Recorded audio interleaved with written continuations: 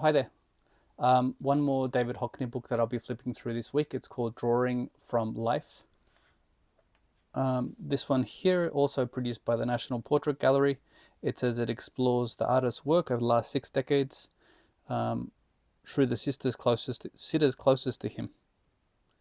It says here Hockney is constantly experimenting in his drawing. His familiarity with the sitters enables him to explore a range of mediums and styles, from pencil and crayon to photographic collage and to the iPad.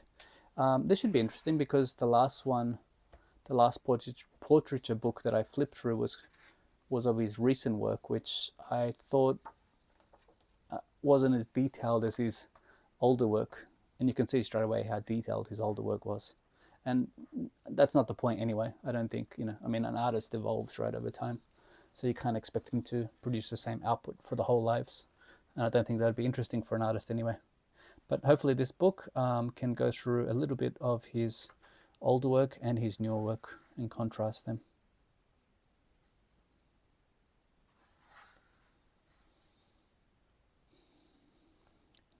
I did. I mean, I've looked at I've looked at a few of his interviews recently.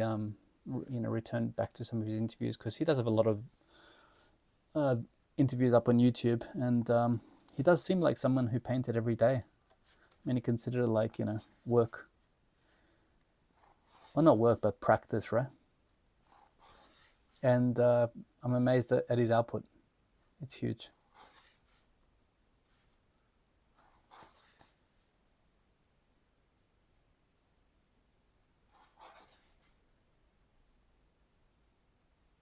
This is from 2018.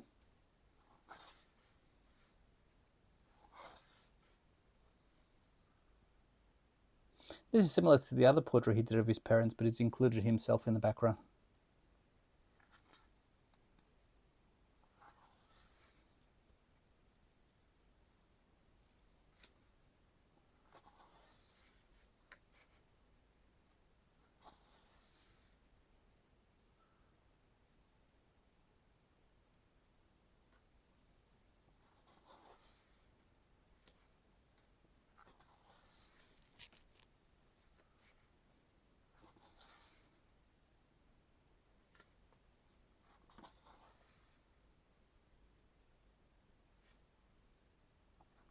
This is going to be portraits of his mother.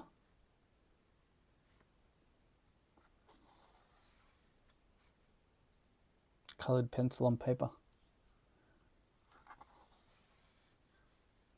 That's a nice one.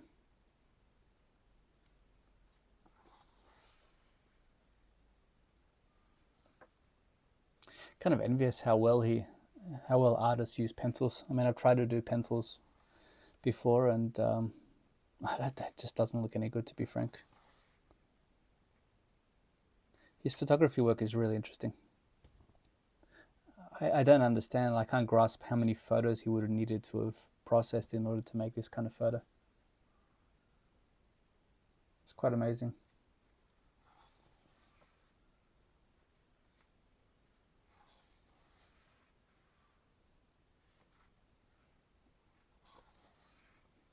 Celia.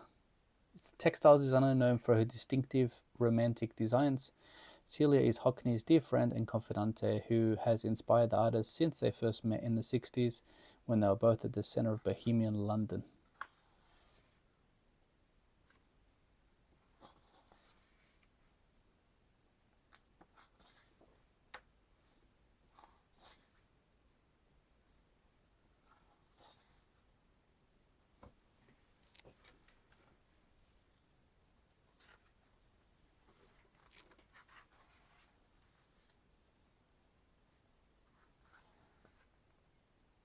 I do like his old portraiture work. I mean, his detailed portraiture work.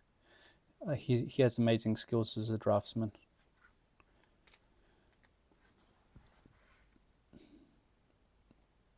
And his use of two different mediums. I mean, colored pencils, also obviously paints, watercolors.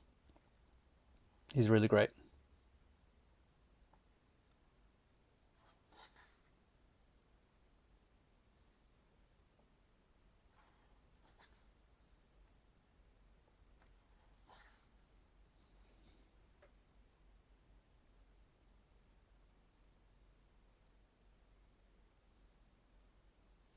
A pencil and colored pencil on paper using a camera lucida. So this is where he would have used a mirror in order to project her image onto a blank paper, and then he would have like traced the picture. He did a whole documentary or a whole book about how he thought that the old masters may have used this technique to draw some of the realistic portraits and pictures. I think it was called A Secret Knowledge. I don't have that book, but he wrote a whole study on it. Okay, this one's Gregory Evans, an intimate friend of Hockney's for over 50 years, his consistent model, assistant, studio manager, and now curator and advisor. Hockney's portraits of him reflect the closeness of the relationship.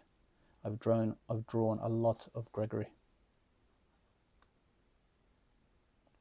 I guess he must have felt quite privileged to be sitting for Hockney. That would have surprised him a bit.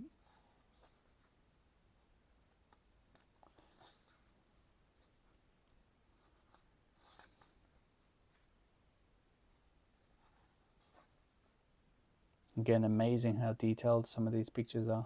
I love that one. Colored pencil on paper.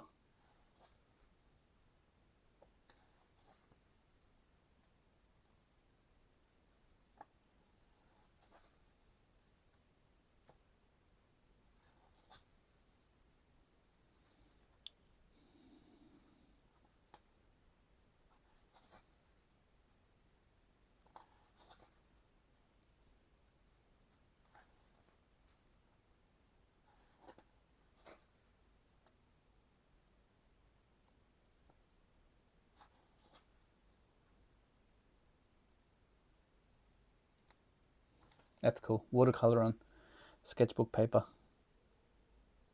There are limitations to watercolor, of course, if it's a small size, but he's done well with that portrait.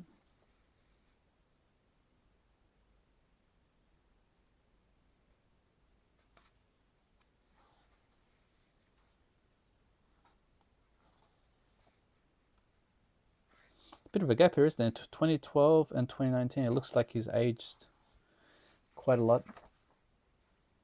It's 2003, so 16 years between these two.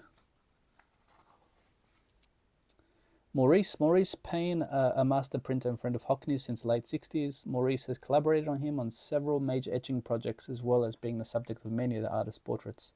I've always felt there was something quite sexual when David was drawing me.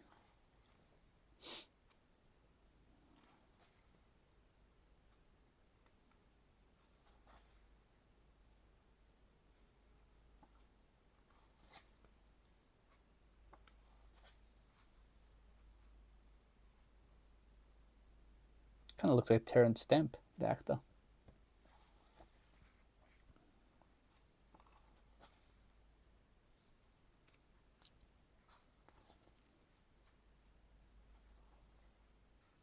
David.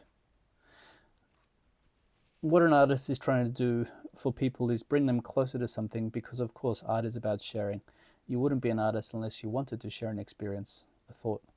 I'm constantly preoccupied with how to remove distance so that we can all come closer together, so that we can all begin to sense we are the same, we are one.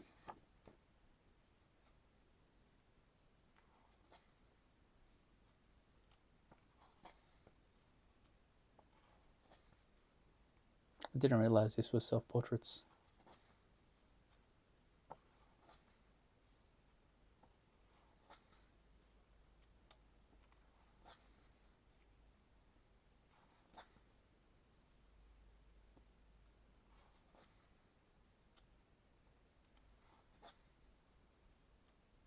It's amazing how well he captures himself.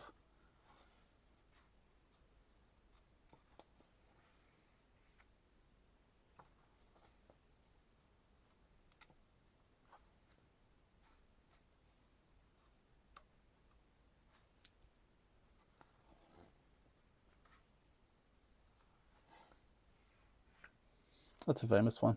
I mean, that's on the cover, isn't it? Ink and watercolor on paper. That's a great one. Does seem like you like to smoke a lot. I mean, I'm kind of envious that he got to smoke well and truly into his old age. I smoked for a few years around university period and I stopped because I was always scared that I was going to get lung cancer or something. Anyway. Oh, that's a really cool photo. The perspective is awesome.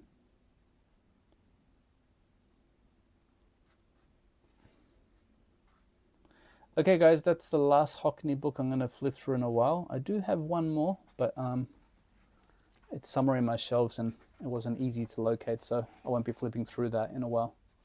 Out of all the three I've flipped through recently, this must be my favorite. It's called David Hockney Drawing from Life. Have a great day.